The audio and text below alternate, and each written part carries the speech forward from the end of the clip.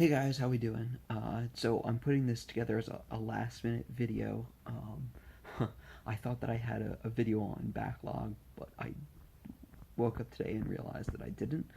Um, so I wanted to talk today about what brought me to conservatism. Um, just very briefly, because there's another long form video out there explaining the whole process. Uh, you might not notice this. Do I want to show you the whole place? I'm in a new room. I'm renting out from some friends of mine.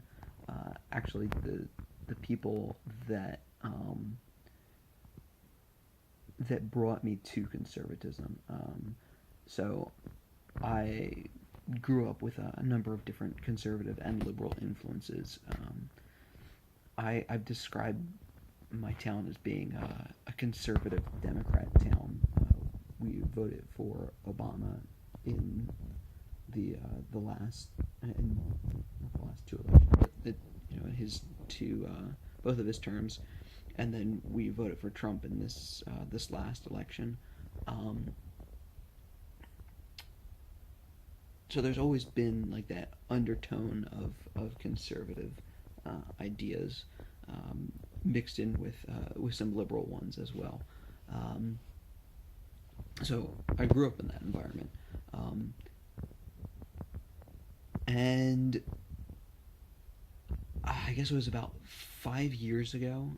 I had already registered Republican, which is another story in and of itself, and I had some conservative ideas, obviously, but the reason I didn't call myself a conservative is because I thought that conservative just meant that you were old fashioned and you wanted to do everything like the antiquated way.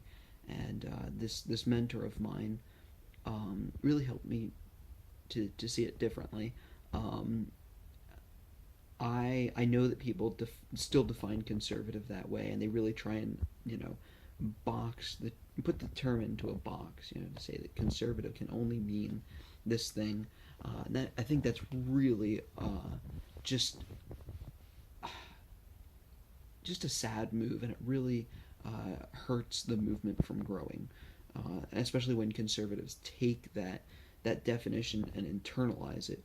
But conservatism is about preserving the originalist interpretation of the Constitution and of the philosophy of limited government. Um, so I can take this philosophy and I can bring it to another country.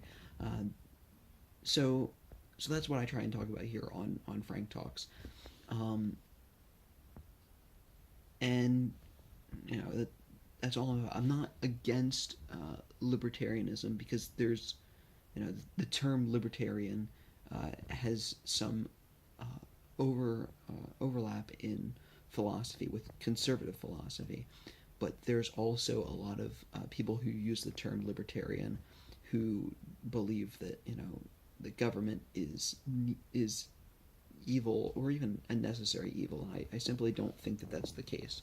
I think that government has a proper function, and I think that our current government has exceeded that proper function, and I want to see it rolled back with you know within a reasonable in a reasonable way, not not going to overthrow the government with a revolution. So that's why I have no problem with um, partnering with libertarians and even anarcho-capitalists. I've had a few on the show. Um, in fact, most of the guests on my show were either libertarian or anarcho-capitalists, and they're still great friends. I would consider them to be great friends. Um, but there's things where we part ways on, things where I just um, I disagree with them on. Things like capital punishment, things like abortion. Even though most libertarians agree with me on abortion, um, let me see what are some other issues. I guess those are just a few that off the top of my head. Um, so that's something you'd like to hear more about. The difference between conservatives and libertarian anarcho-capitalists on the issues. let me know in the comments, and I'll create a list for the next one. I might do it even if you don't tell me to, so you might as well just say, hey, go ahead and do it. Go ahead and verify my